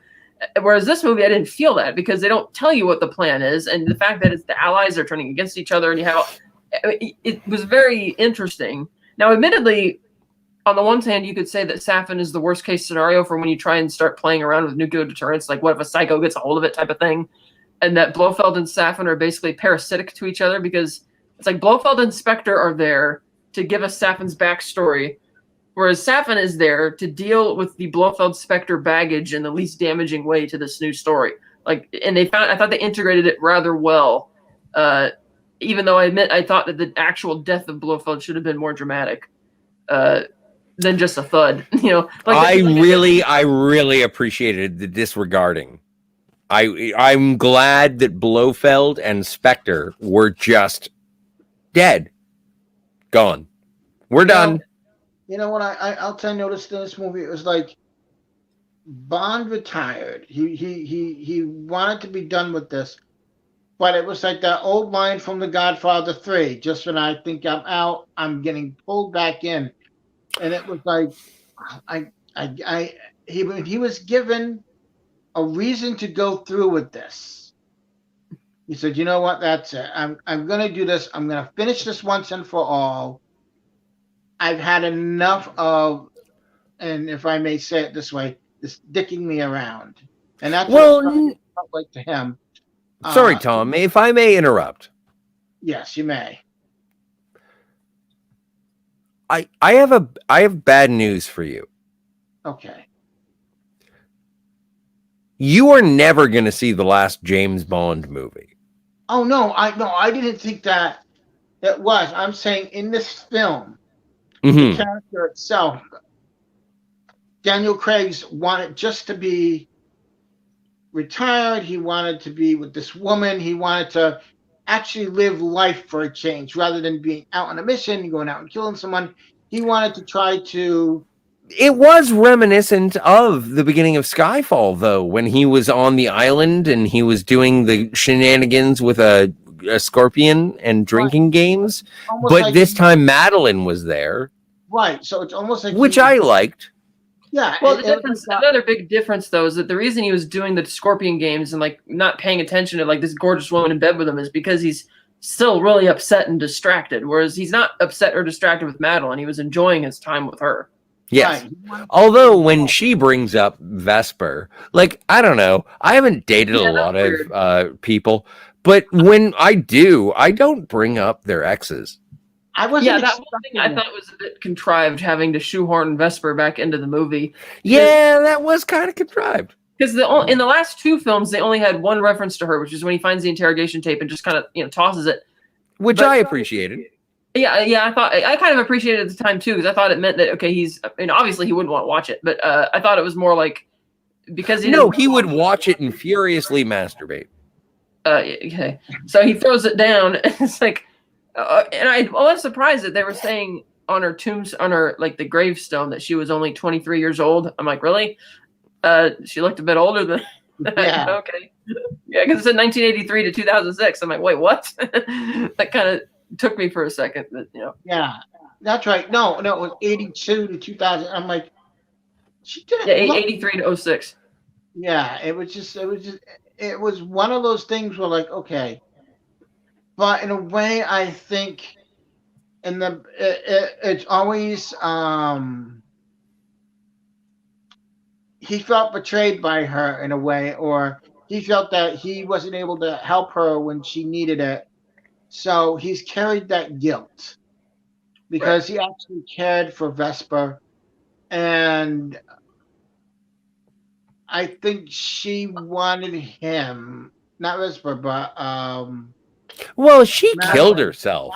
Madeline wanted him to let that pain go so he could move forward. And I think really what you've seen in the last couple Craig movies is a man who has carried this guilt and not been able to get rid of it and not being able to move forward. And it showed, okay, yes, Bond may be your cold-hearted killer, your action. All right. Your action. And I would say that in terms of the James Bond character, instead of giving them an entire movie, I would say that you get the pre-credit roll from. Oh my God, which is the one? For Your Eyes Only, I think. For what? For what?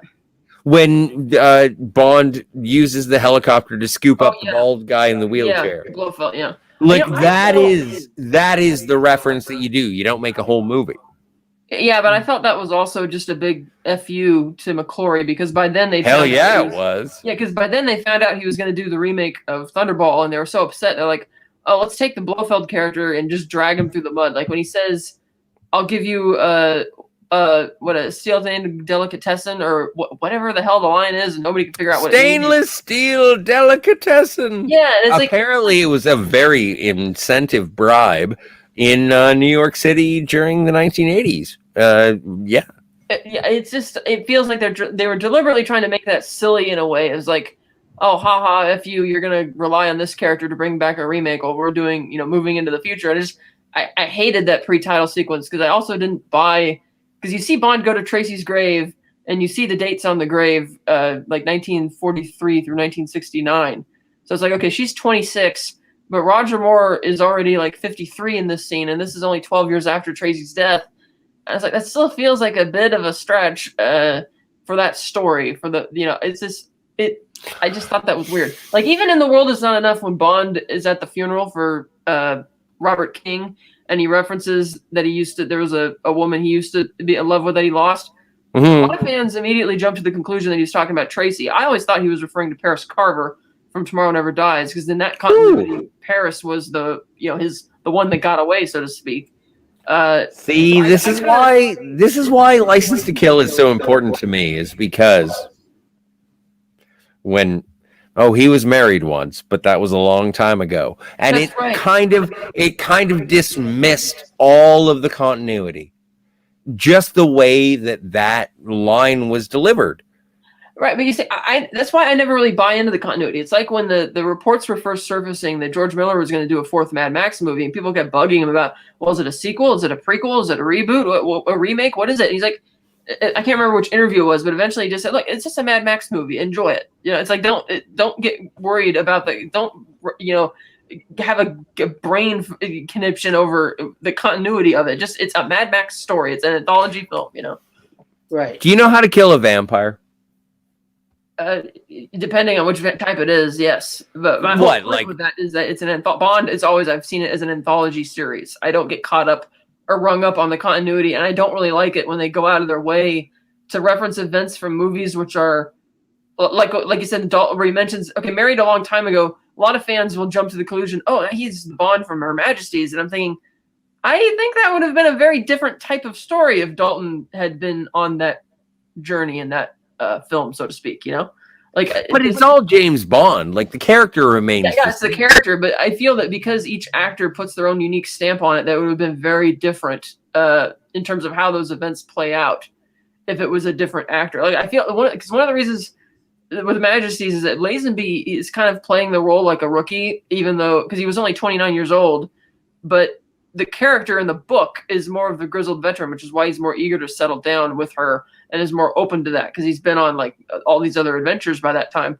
And so I thought, wouldn't it be different if that had been Dalton even? And because I think they actually did offer it to Dalton back as far back as 69, 70, around there.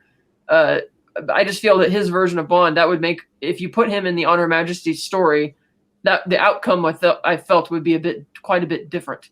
Same if you put Pierce Brosnan or Daniel Craig in that. And so that's why I kind of feel like every time the movies explicitly reference Tracy or something like that in a different era, it's like I'm having a hard time picturing this version of Bond falling for all the pitfalls in that story that that George's Bond fell for, if you kind of know what I mean. Well, no, my dream cast of James Bond, the next James Bond, should be Craig Ferguson. I was really, for the last decade, on the Idris Elba train because I thought he checked all the boxes, but I don't think David A. Oyelowo or Chiwetel Ejiofor. Yeah. Yeah, because currently I don't know who else. Because honestly, and I'm not just saying this, Idris Elba was the only guy I've actually, when people ask me that question, I keep saying Idris Elba, but I don't know. Like I've read all the breakdowns about the people who are alleged front runners, and it's like, okay, it's like with them, I kind of have to see it. Like with Elba, I've seen enough of his stuff that I can easily picture him as Bond. Like other actors, people have been floating around a lot. I have a hard time picturing it until I see. I want Henry Cavill. Yeah, it's too bad that we probably won't get him, but no, of course not. We never get what we want. Yeah, because another thing they tend to do is they pick actors for these roles who are not super famous or aren't. Oh, what about Timothée Chalamet? I think he's still too young, or at least he looks really young. He's Who older played than Lucius Malfoy? Who's Lucius Malfoy? Jason Isaacs. Sure. He's getting up there too. He might. Idris Elba's come out saying, "I'm a bit that ship has sailed. I'm a bit too old for it." Well, yeah. Anyway, we got a lot of echo going on. I would say you don't want to go with Timothée Chalamet. Of course not. No, I'll tell you this though. I think Barbara and Michael are lying when they say, "Oh, we haven't thought about it." Like you said, you had thought about. Yet Daniel Craig came on your radar as early as 1998, and you didn't cast him until late 2005. So I'm pretty sure they have a good idea of who they want, and that they're just waiting for this Amazon deal to potentially go through, so they could, chart the path. But I think they kind of have an idea of who they want for the role. Well, and before we go to the chat, I want to acknowledge something, and that is I want to acknowledge Babs and Mike. I think they've done good work with shepherding the franchise.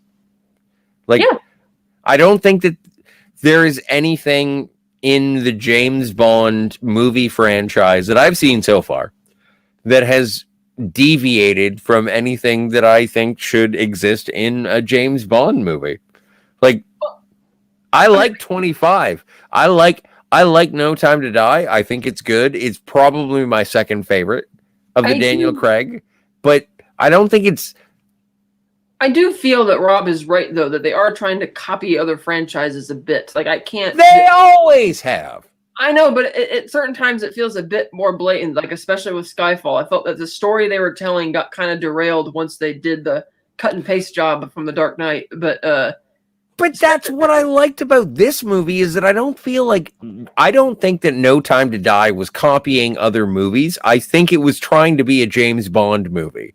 Exactly. And it is the first time in Daniel Craig's era, aside from Casino Royale, which was still trying to be something else. This is the first time that they were trying to make a James Bond movie. Well, Casino Royale was trying to be authentic to the original novel, which is an origin story, so that made sense. Yes. Quantum of Solace is the one that was trying to be Jason Bourne, and Skyfall is the one that's trying to become Dark Knight, and then Spectre's the one that's trying to be, let's do the shared universe. Well, no, Spectre is trying to be Never Say Never Again. Yeah, Spectre is the much worse version of the same plot, which was in Mission Impossible Rogue Nation. It's literally the same type of plot. It's just a lot worse. And this movie, like you said, I feel it's good at best at being a James Bond movie, but it's not trying to shoehorn other franchise stuff in there. It feels like it's very much doing what it should be doing. The references are not there for the sake of derailing the story or pivoting the story in a different direction. The references are there, but they exist in tandem with the story. Well, and also it was absolutely believable in terms of the henchman who had the robotic bionic eye, and you put it in his head and then you work your watch and then it blows up his head. What a great James Bond moment. That bionic eye reminded me of the one from the GoldenEye Rogue Agent game. Well, that could have been a nod to that. It could have been an inspiration for it. Never know. Kind of like the nanobots from the Everything or Nothing video game. Right, and as I said before, this is a giant love letter to the Bond franchise, which it... You know what? I've never watched James Bond. I'm not really sure what it's all about. Do you guys have any recommendations as to where to start? Yeah, we're not going down that road, Scott. Anyway, so I think that this is a very high-rated James Bond movie. Oh, yeah, I can't wait to see it again. People should check it out. I really do. Don't go in with expectations. That's what I'm saying. Don't do that to yourself, because once you... Well, no, but you should totally expect that James Bond's going to die, because he's going to die. Well, yeah, because they can't repeat... Don't go into it thinking it's going to be one thing. Thanks, Steve. And then another, and then you get this idea in your head it's going to be this, and it turns out not to be that. Just go into it with some popcorn, maybe a drink, and just enjoy it, because it is a great movie to enjoy with popcorn. Yeah, even the Bond purists whose reviews I've already watched, where they say they really didn't like it for some of the things that a lot of the ending. They still say they really enjoyed the movie on the whole. They just hate the ending. And I guess I kind of get it. But yeah, I honestly predicted that he was going to die once Daniel Craig said he was coming back, because when Spectre tried to retroactively say that this is an ongoing story, it's like, okay, well, you can't repeat the ending of Skyfall where he goes back to work and that just pumps you up for another Daniel Craig movie because he's not coming back. And you can't repeat the ending of Spectre where he drives off into the sunset with the DB5 because there would be no peace of mind that it would work out for him because of, the fact that they made this movie after driving off into the sunset of the last one. So it made sense to me that this more, as Rob says, this kind of emo Bond, more, the cathartic Bond from the novels, On Her Majesty's Secret Service, and You Only Live Twice, would go out this way. Like, even in the novel, You Only Live Twice, when Fleming was writing it, it seemed like he was originally going to have him actually marry Kissy Suzuki and have the kid. But because once Fleming changed his mind and decided, we'll just have Bond recover from his amnesia and leave her before ever finding out that she was pregnant. But when he does that, the problem with doing that is that it almost makes that entire final act of the story like unnecessary. Like, what's the point in saying that he's going to be living in the countryside with this woman and that she's secretly pregnant? All that if nothing's going to come of it, he's just going to leave her anyway. And I felt that Ian must have changed his mind at some point. Like, he was trying to end it. And it is true, his friend said he did try and get to the point where he was going to end writing the series. Like, On Her Majesty's at one point apparently was actually going to end with them driving off happily ever after, and then he changed his mind and had her get killed, and then wrote You Only Live Twice, and it seems like he was going to let that be the ending of the story too, but then changed his mind and off Bond goes, and then he wrote a couple more novels before he died. So what you're saying is that the official canon of James Bond is chaos.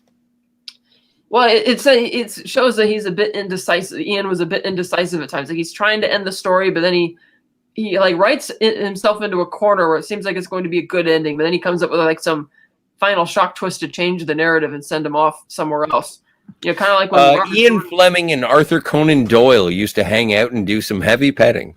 Or like Robert Jordan's Wheel of Time series. Felt like it kept coming to an end, and then he'd I don't listen to hip hop.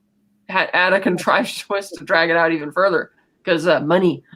Whereas here, so I think the version of Bond in this movie is accurate to the versions that we've seen in a couple of the Fleming novels. I get why that would rub a lot of people the wrong way, especially like people like Rob who want the class, and I want the classic throwback Bond too. I think next time they should definitely go back to doing anthology. I thought this was a classic throwback. But what I mean is like have the next one not be like a sequel. Have it be just Bond is on an official mission. Like, you have the pre-title sequence where you come away with it with a clue. M gives Bond the official mission. He goes to flirt with Moneypenny. He visits Q Branch. And then he's off to the races. And he usually meets a woman along the way who's tangentially related to the villain in some way, and they team up to try and take... Probably inappropriately younger. Yeah, which they might move away from in the future. But no, they'll totally do it. Young women are hot. It works with our demographic. No, I mean, they'll keep the Bond actor closer to the age of the women that he's with as well. Well, and also that brings up an entirely different conversation. Well, I thought Monica Bellucci was really hot. I would have liked it if she seems really... what? She's kind of frumpy. I liked her character, though. I would have loved it if she was Inspector. No, I've never found her attractive. She's not fit. She's not even remotely voluptuous. She has nothing interesting to say, and her hair, scraggly. Yeah, we're on opposite sides of the fence and all that. Well, no, I'm totally being counterproductive. Yeah, so that's good. So yeah, I can't wait to see this movie again. It's one of my probably favorite straight up espionage Bond stories. I really liked it. Yeah. Agreed. Tim Possible says, agreed. Tim Possible says, hipsters, back to Dathomir I go. Moving on. Haha. Todd Michael says, oh, wait. Oh, by the way, thanks, chat. Oh, wait, Todd Michael says, I think this was the review of season 4 of Knots Landing. My bad. Hey, dude, this is the review of the 4th season of Night Court. Turjay says, double gay! Yes, it was Bond that shot JR. Me too. Tim Possible says, Bond is a replicant. No, he's not. Edge of Time. Hail, Edge of Time. Mega Hawk is the best Transformer. Never heard of her. He said Mega Wank. Oh, either way, never heard of her. Tim Possible says, I cried, ran out of tissues. Yeah, Oh. I thought that was really sad. The moment when he is about to leave after he's closed the door and he stops and he turns back and he sees the little bunny rabbit thing. And that's when he goes to pick that up. That, you know, that's when Safin pops out and starts shooting at him. I was like, oh, Jesus. Yeah, I'm here, but not yet. So I hope we didn't spoil anything for you, Terry. We did. Nolodoc says, I love that I am so casual a Bond watcher that I have zero idea 90% of what they typically talk about. Well, we appreciate you and your boredom. Thank you for joining. Nolodoc says, cut out Norway. Never. Well, come on. Cut out Sweden. Well, I'm good with that. You know what? I have a vendetta against Finland. It'll be mine. It'll be mine. Nolodoc says, stairs. Beady-eyed at Sweden. Super. Thanks,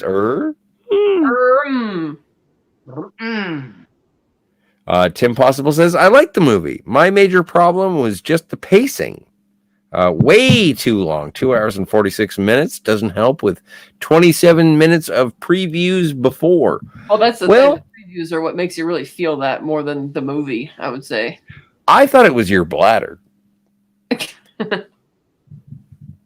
Tim Possible, Blofeld reminds me of the Joker. Oh, fair enough. Hey, the Richard is here. Aloha to you. And ahoy. Turget gives New England coin Blofeld. I will Blofeld. Oh, Blofeld. Yeah. The Richard says, Timothy. Todd Michael says to Turget, don't start showboating. Fuck you and your showboating, Turget. Terrier. Nolodoc says, keep up the good work. We're all counting on you. And don't call me Shirley. Thank you. This is for you, Kat. Tim Possible says, where was Dr. Evil? I'm so confused. Oops, wrong movie. Yeah, that's for sure. Yeah. Where was his cat?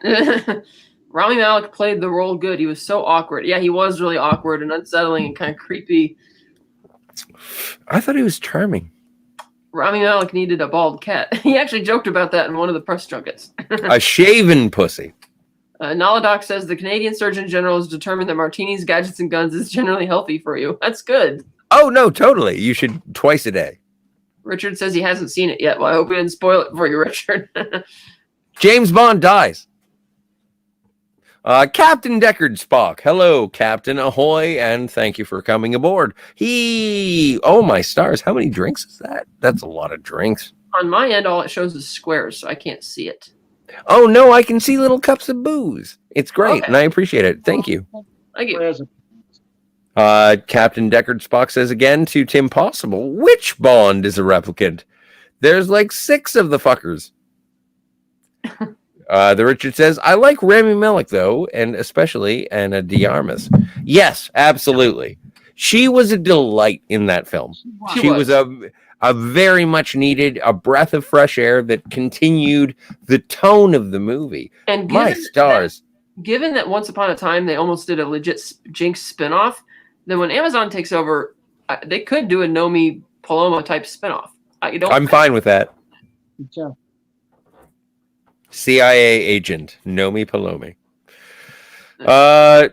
The Richard says, I'm a fan of all the title sequences. No idea what would be my fave. That's a hard one for me too. That is a difficult. I can't do that off the top of my head. I'm a fan of it. Like Maurice Bender and Daniel Kleinman are the 2 best who've done it. Yeah. Okay, Richard says, he says, hey guys, I'm on my phone so I can't tag. Also multitasking as I wake up. Oh, that's good. Felix Unger is the best Bond villain. True. Yep, all about that lunar life, says Richard. Yes. Hey, Cinema Gulp. Hey, hello everyone. Hope you're all having a wonderful, marvelous, splendid Saturday. We did, and we really enjoyed your Halloween mixer today. That was fun. Yeah, it was fine. It was awesome. I'm being flippant. Don't say replicant. Captain Deckard Spock is watching. Did Tom? Todd Michael says, did Tom just do a your mom joke? Yes, Tom and I have known for a while that your mom jokes are funny. Yes. LDG of Geeks and Joy. Hello. Howdy.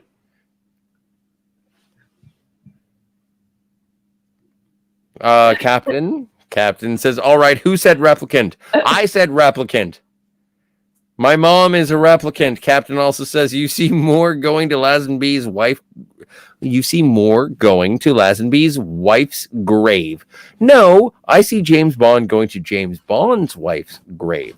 Of course, there is no intercanonical verisimilitude. Hello. No, but I disagree with your premise, and thusly, no. Captain says, if Bond was 30 in Dr. No, Bond is 90 now.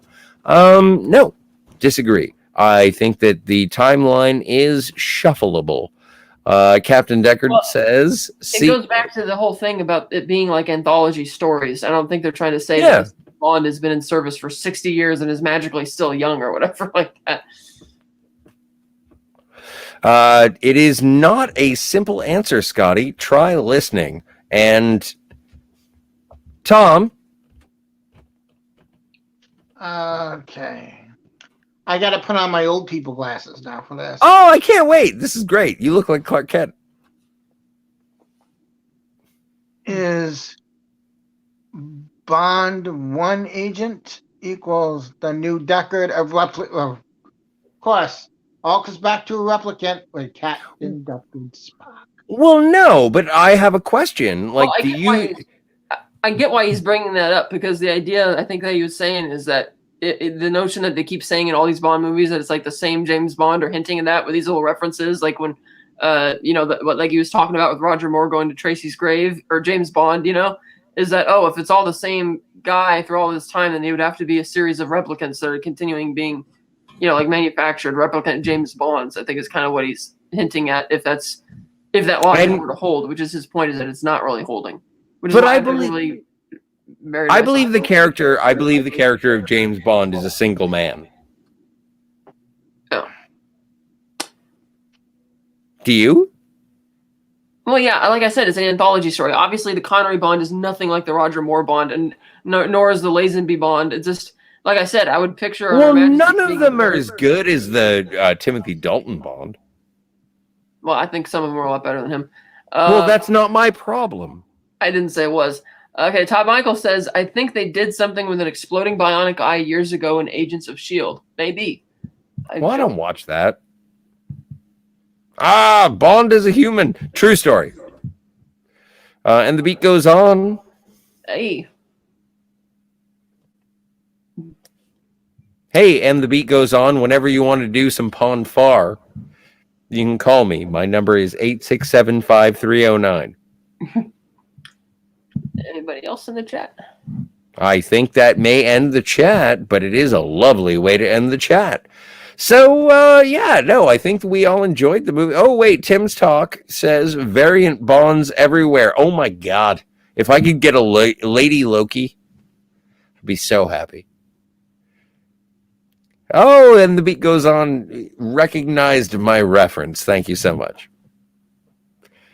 So, any final thoughts? Tom? Final thoughts. Well, first of all, I want to thank you for letting me come on. And I don't thank us. No, thank you. I enjoyed discussing this. I enjoyed this movie, and I had a good time with it. I want to see it again, because watching it, you're just noticing things as they go. I think on the second time, you can really enjoy the movie for what it is. You know what I mean?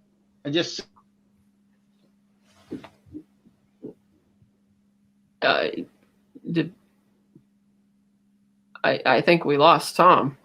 Oh, no, I thought he was just a really good mime. Anyway, any final thoughts, Kat?